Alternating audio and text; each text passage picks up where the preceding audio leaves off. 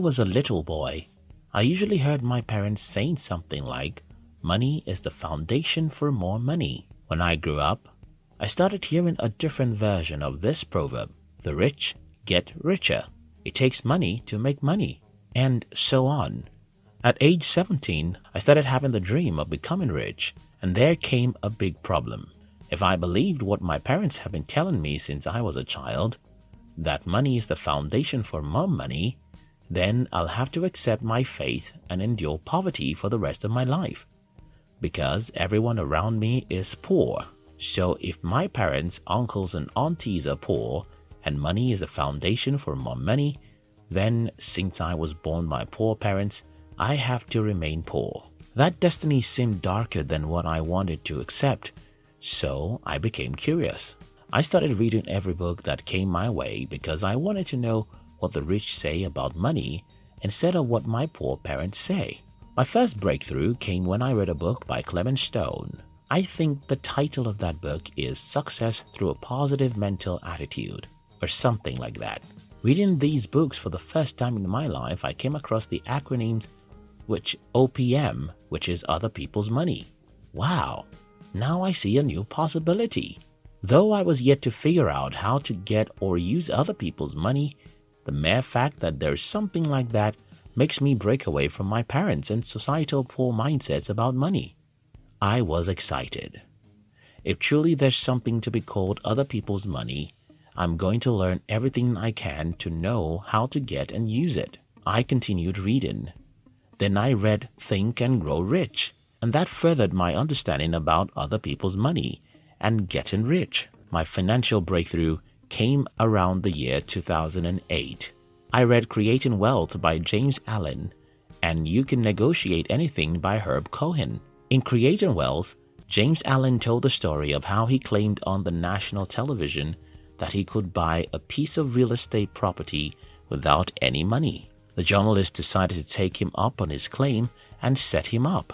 He threw Allen into a city he never knew he was going to be, and without money, he bought a piece of real estate. This story got me crazy and nothing in the world could stop me. I said to myself, if someone could be so smart that he could go into a city without money or connections and buy a piece of real estate, I just have to figure out how to do this.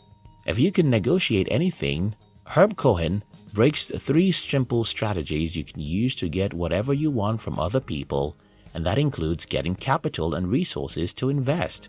Reading that book is a game changer for me, and I'll forever be grateful to God for sending me such a book. Since the last 11 years and 6 months, I've been able to get money and resources to invest again and again, even from unbelievable sources. And this is how it all started.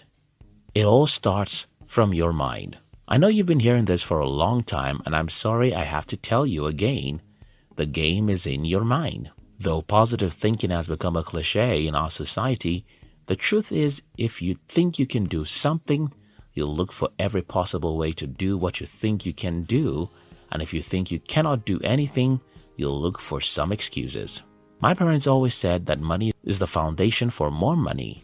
If I had believed that, then I'll simply tell myself, well, since I don't have that money, I cannot make more money. But I threw away that belief, and that's the first thing I asked you to do. Throw away everything poor people taught you about money.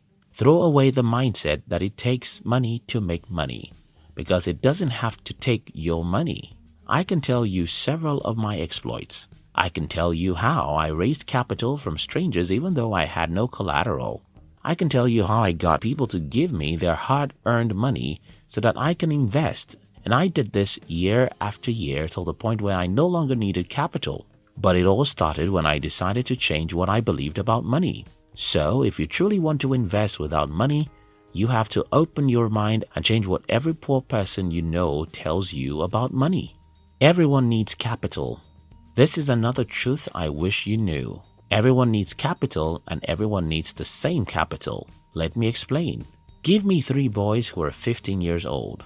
One of them wants to be an accountant, the other wants to be a lawyer, and the third wants to be an entrepreneur. In our society, we are made to believe that the first 2 boys who want to be an accountant and a lawyer need school, while the third boy needs capital.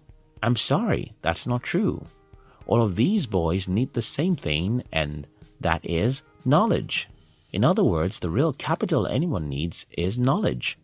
And I have a story to prove it. In the year 2009, I traveled to a town in my country with the hope of starting my manufacturing business there. Except that I had no money. I called a friend and he sent me some money, not even up to 10% of what I needed. But I started my journey anyway.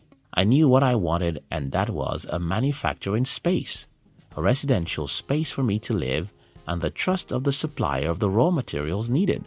Having read Creating Wealth, You Can Negotiate Anything, and other books, I believed I could get those things I needed even though I had no money.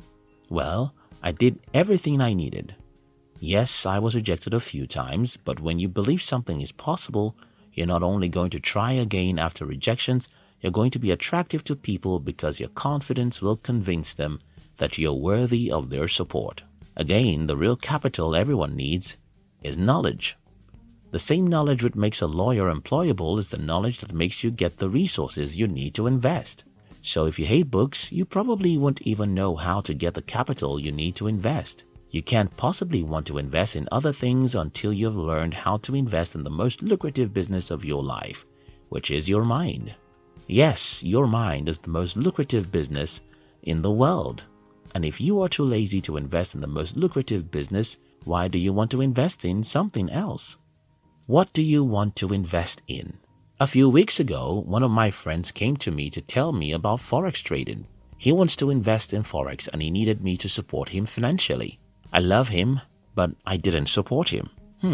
Now you know that I'm a bad devil. But that's not it. You see, when I heard my friend talking, I knew that he didn't know what he was talking about. And that's another problem most people have when they want to get other people to invest in their ideas. Don't deceive yourself. Most people who have money to invest in your ideas are very smart. Extremely smart. If you want to see this in real life, watch Shark Tank on YouTube. You'll see how sharks can easily see the loopholes in your ideas, and that's what you'll encounter anywhere you try to get others to invest in you. Because usually, people who have money have been either entrepreneurs or investors for 1 or 2 decades. These people know fake enthusiasm, fake ideas, and fake market evaluations.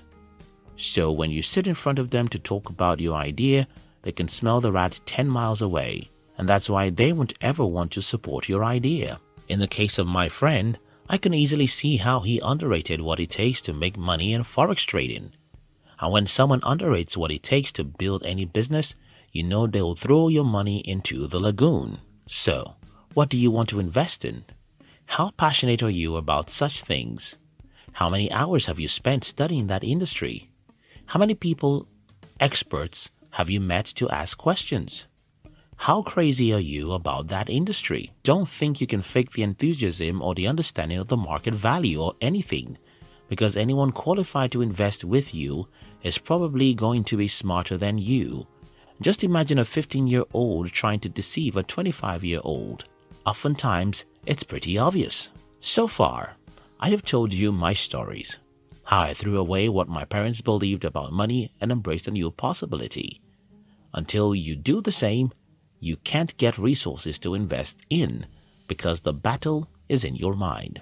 I challenge you to first invest heavily in yourself, and I recommend that you start with a few books I mentioned in this video. I also advise you to bury yourself inside whatever you want to invest in.